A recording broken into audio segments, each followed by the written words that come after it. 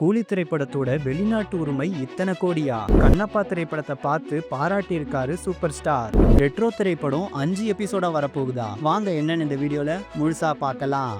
இயக்குனர் லோகேஷ் கனகராஜ் இயக்கத்துல super star Rajinikanth நடிப்புல நாகார்ஜுனா, சத்யராஜ், ஸ்ருதிஹாசன், உபேந்திரான்னு இவங்கெல்லாம் நடிச்சிட்டு வர படம் தான் கூலி. இந்த திரைப்படம் ஆகஸ்ட் 14ஆம் தேதி ரிலீஸ் ஆக இருக்கு. இந்த படத்து மேல மக்களுக்கு நல்ல எதிர்பார்ப்பு இருக்கு. ரீசெண்டா இந்த படத்தை பத்தின ஒரு அப்டேட் கிடைச்சிருக்கு. அது என்னன்னா, கூலி படத்தோட வெளிநாட்டு உரிமை கிட்டத்தட்ட 81 கோடிக்கு விற்பனையாயிருக்கான். தமிழ் சினிமால இது ஒரு புது மைல் கல்லா பார்க்கப்படுது. இது மட்டும் இல்லாம இந்த படத்தோட ப்ரீ ரிலீஸ் மட்டுமே 500 கோடி வரை விற்பனையாகும்னு எதிர்பார்க்கப்படுது. தெலுங்கு சினிமால அடுத்ததா பிரம்மாண்டமா வெளியாக இருக்க திரைப்படம் தான் கண்ணப்பா.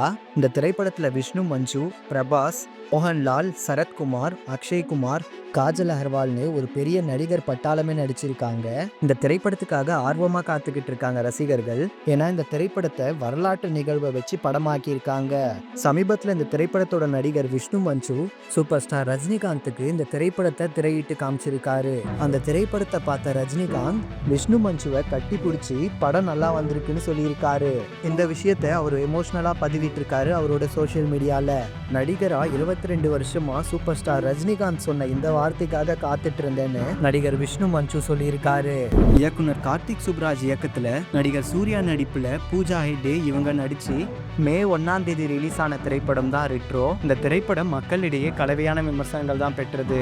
இந்த நிலையில இந்த படத்தோட எக்ஸ்டெண்ட் வெர்ஷன் 4 மாசத்துக்கு பிறகு வெளியிடுறதா இயக்குனர் கார்த்திக் சுப்ராஜ் சொல்லியிருக்காரு. அது மட்டும் இல்லாம ஓடிடி உரிமையாளர்களிடம் இதை பத்தி பேசியிருக்கிறதா சொல்லியிருக்காரு.